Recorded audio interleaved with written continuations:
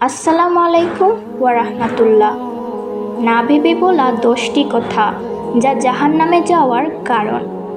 জিহ্বা, এটা আমাদের শরীরের সবচেয়ে ছোট অঙ্গগুলোর একটি, কিন্তু এক একটা কথা আমাদের জান্নাতের দিকে নিয়ে যেতে পারে, আবার জাহান্নামের দরজাও খুলে দিতে পারে। আমরা অনেক সময় আবেগে, মজায় কিংবা অজান্তেই এমন কিছু কথা বলে ফেলি যেগুলো শরীয়তের দৃষ্টিতে ভয়ঙ্কর গুনাহ। এমনকি কখনো কখনো তা কুফরি বা নিফাকের পর্যায়েও পৌঁছে যায়, যা আমাদের ঈমানকে ধ্বংস করে দিতে পারে। আজকের ভিডিওতে আমরা জানব সেই 10টি প্রচলিত বাক্য যেগুলো না ভেবে বলা হলে তা হতে পারে জাহান্নামে যাওয়ার কারণ। তা হলো 1, আল্লাহ তো মাফ করেই দেবেন। এ কথা বলা মানে গুনাহকে হালকাভাবে নেওয়া, যা ঈমানের জন্য ভয়ানক ক্ষতিকর।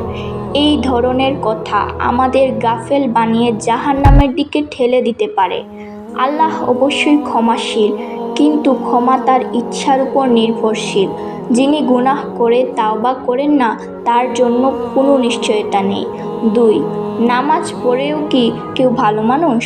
এই কথাটি বলে একজন মানুষ নামাজের মর্যাদা ও ইসলামের স্তম্ভকে অপমান করে।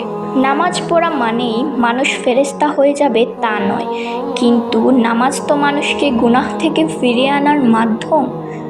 তাই এমন কথা বলা নামাজ ও নামাজীদের প্রতি অবমাননা। এই ধরনের মন্তব্য মানুষকে নামাজ থেকে বিমুখ করে দেয়, যা শয়তানের অন্যতম চাল। 3, সবাই তো গুনাহ করে, আমি করলাম তো কি? এই কথাটি গুনাহকে স্বাভাবিক মনে করার ভয়ঙ্কর মানসিকতা। সবাই গুনাহ করে বলেই কি গুনাহ জায়েজ হয়ে যায়? না, বরং প্রতিটি গুনাহের জন্য আল্লাহর কাছে জবাবদিহির বিষয়। এই কথার মাধ্যমে অনেকে নিজের গুনাহকে হালকা মনে করে, যা তাকে ধ্বংসের পথে ঠেলে দেয়। 4, এই দোয়া কি এখনো কাজে আসে? এই কথা আল্লাহর কুদরতের উপর সন্দেহ ও বিশ্বাস প্রকাশ করে। দোয়া হচ্ছে মুমিনের হাতিয়ার, যা কিয়ামত পর্যন্ত কার্যকর থাকবে। আল্লাহর রহমতের দরজা কখনো বন্ধ হয় না। এমন প্রশ্ন করা তার রহমতের প্রতি অবজ্ঞা। এটা ঈমানকে দুর্বল করে এবং ধীরে ধীরে মানুষকে গাফেল বানিয়ে ফেলে। 5, আমার অন্তর তো পরিষ্কার, বাহিরের আমল লাগবে কেন? এই কথার মাধ্যমে কেউ বাহ্যিককে ইবাদতের গুরুত্ব অস্বীকার করে, যা ইসলামী বিশ্বাসদের বিরুদ্ধে যায়। অন্তরের পরিশুদ্ধতা অবশ্যই গুরুত্বপূর্ণ, তবে তা আমলের মাধ্যমে প্রকাশ পায়। রাসূল সাল্লাল্লাহু আলাইহি ওয়াসাল্লাম এবং সাহাবীরা অন্তরও ঠিক রাখতেন, আবার বাহ্যিক আমলও করতেন। শুধু অন্তর ভালো বলে আমল না করা, এটা শয়তানের চাল। 6, এটা হারাম হলেও একটু করলে কিছু হবে না। এটা শয়তানের অন্যতম ধোঁকা। অল্প গুনাহ বলে মানুষকে ধীরে ধীরে বড় গুনাহে ফেলানো। হারাম তো হারামই, অল্প বা বেশি বলে আল্লাহর কাছে কোনো গুনাহ হালকা হয় না। এভাবে গুনাহকে হালকাভাবে নেওয়া হৃদয়ের ঈমানকে দুর্বল করে ফেলে। এক সময় মানুষ গুনাহকে গুনাহ বলাও ছেড়ে দেয়। এই মানসিকতা থেকে অনেকেই আল্লাহর রহমত থেকে দূরে সরে যায়। 7, তোর মতো হুজুরদের জন্যই ইসলামের এত বদনাম। একজন ব্যক্তির ভুলকে ইসলামের ওপর চাপানো অন্যায় ও জুলুম। হুজুর ইমপারফেক্ট হতে পারেন, কিন্তু ইসলাম পবিত্র ও নির্ভুল। তাই এ ধরনের কথা ইসলামকে অপমান করার শামিল, যা ঈমানের জন্য মারাত্মক ক্ষতিকর। ভুল করলে ব্যক্তি দায়ী, ইসলাম নয়। 8, আল্লাহ কেন এমন করলেন? অসন্তুষ্টি প্রকাশ।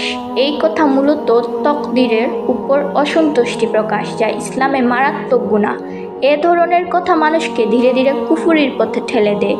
মুমিনের শান হলো ভালো হলে শুকুর, কষ্ট এলে সবর। আল্লাহর হিকমত আমরা সব সময় বুঝি না, কিন্তু বিশ্বাস রাখতে হয় তিনি যা করেন আমাদের ভালোর জন্যই করেন।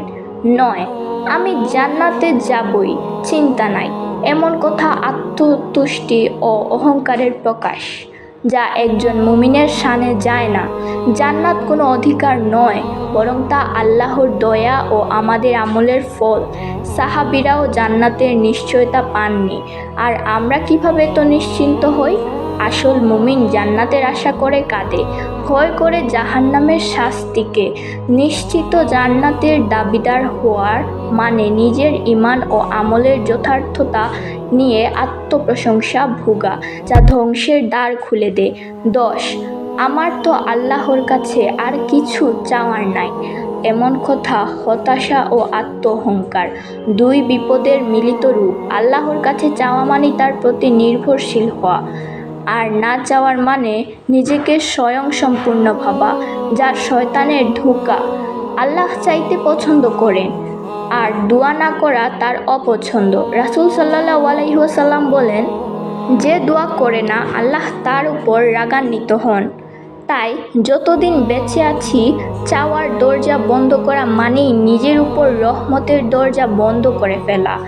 আমরা অনেক সময় না ভেবেই এমন কিছু কথা বলে ফেলি যা আমাদের ঈমানের ক্ষতি করে, আমল ধ্বংস করে দেয় এবং জাহান্নামের দিকে ঠেলে দেয়। জবান ছোট কিন্তু এর গুনাহ অনেক বড়। তাই আমাদের উচিত প্রতিটি কথা বলার আগে ভাবা, এই কথায় কি আল্লাহ রাজি হবেন? তো দর্শক, সবাই ভালো থাকবেন, সুস্থ থাকবেন। আসসালামু আলাইকুম।